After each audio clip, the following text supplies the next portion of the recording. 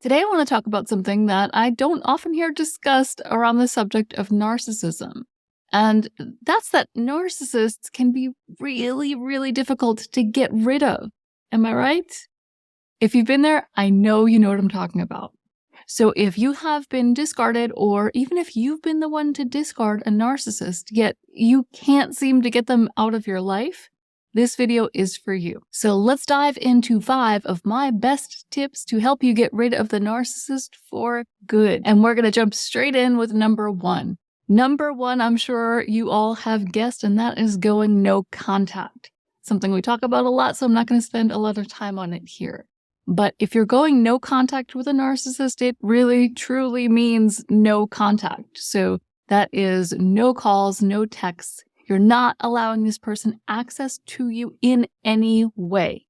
Not everyone can do this, but if you're watching this video and trying to get a narcissist out of your life, I'm going to guess that you're in a position where you can actually get a narcissist out of your life.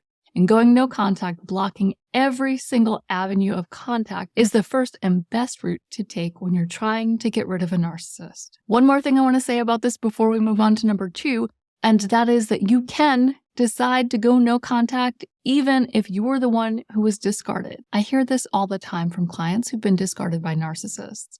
And they'll say something like, well, it's not my choice. They're the ones who chose to go no contact with me first. And so how can I choose no contact? The answer is you can, because it is a choice. It's a decision. When you're choosing no contact, you're choosing right here and now to sever all connection.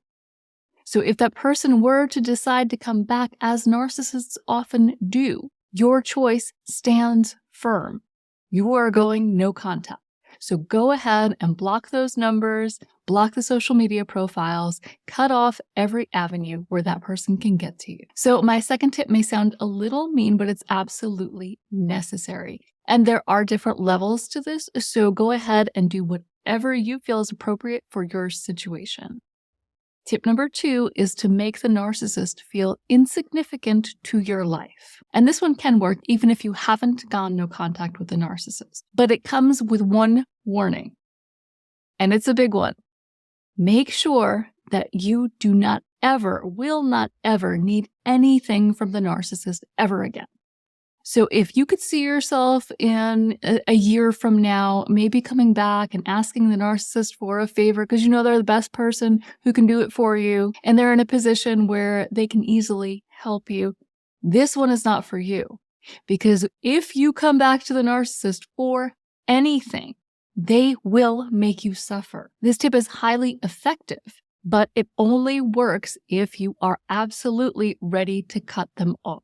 So like I said, this can look different in different situations, but essentially what you want is to send the message to the narcissist that they are insignificant to your life.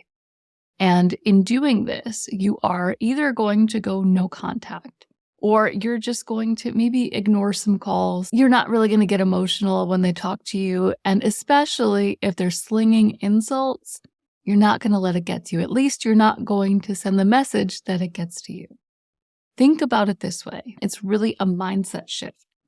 Think of this person as insignificant, truly insignificant to your life.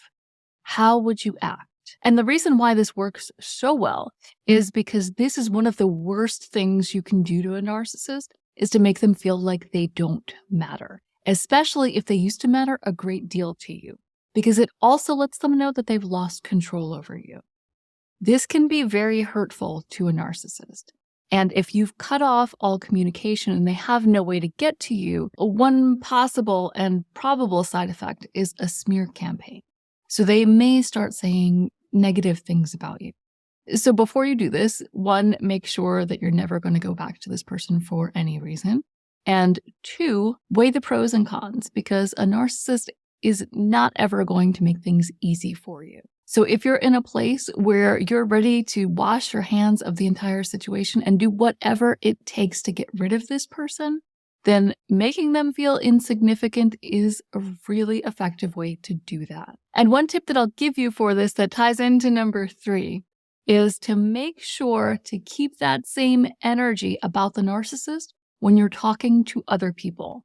And when I'm talking about other people, I mean all other people, aside from the select few that you're open and honest with your feelings about. So if someone comes to you and lets you know that the narcissist said something, mean about you, or they told some lie about you, and they're waiting for your reaction, don't give them a reaction. Even if they say that they heard something about you that wasn't true and they wanted to come to you to find out the truth. Tell them the truth, of course, but don't give them a reaction. Don't let them know that it bothered you. In fact, go back to the mindset of this person being insignificant.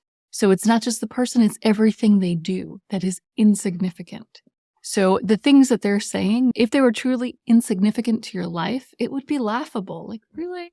Come on. No one is even going to believe that about me. Who cares if somebody said it? So even if the smear campaign and the things that they're saying and doing are getting to you, keep that mindset that it's all insignificant. So number 3 is connected, and that is to avoid talking about the narcissist whenever possible. So again, you might have a select few people who you're open and honest with your feelings about, but with everyone else, the narcissist is insignificant. So whether they're smearing your name or not, don't bring it up. Don't ask about the narcissist. And if somebody brings up that person's name to you, you might respond with something like, "Oh, wow, I haven't even thought about them in ages. Huh, that's funny."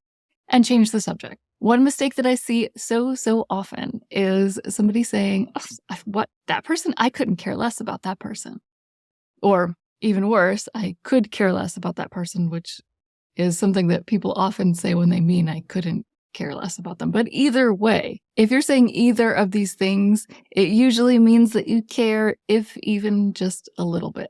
So you're not going to talk about how insignificant the narcissist is to your life. You're not going to talk about how you couldn't care less.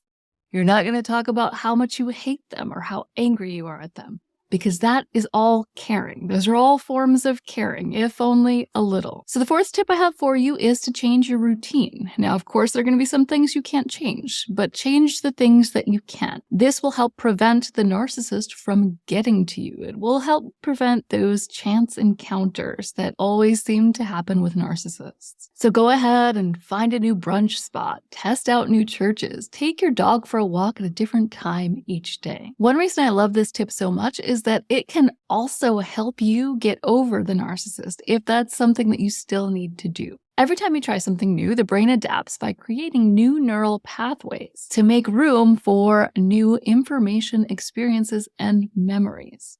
So this is really a win-win. Not only will you avoid the narcissist, but you can also make room in your brain for new experiences and hopefully better relationships. So the next tip I have for you is to find your own closure. And this one can be really difficult, but it is so necessary if you're really trying to get rid of the narcissist. Because as you probably know, narcissists can be very convincing, and they know that they have something you want. They have at least one thing that you want, and that is closure. And that's something that you will never actually get from a narcissist, but they will dangle that carrot in front of you because they know that it's a way that they might be able to get to you. I know that some of you have been in this place before where you have been firm in no contact and you're kind of doing well. And then in a moment of weakness, the narcissist wants to explain or tell their side, or you think maybe you're even going to get an apology. And so you hear them out. They ask for 5 minutes. And then before you know it, you're back in this cycle of abuse again. So finding closure is a crucial part of getting rid of the narcissist, even though it's something that completely happens on your end. And in this video right here, I help you translate the narcissist's actions into words that will absolutely help you get closure. So I highly suggest you watch that video, and I'll see you next time.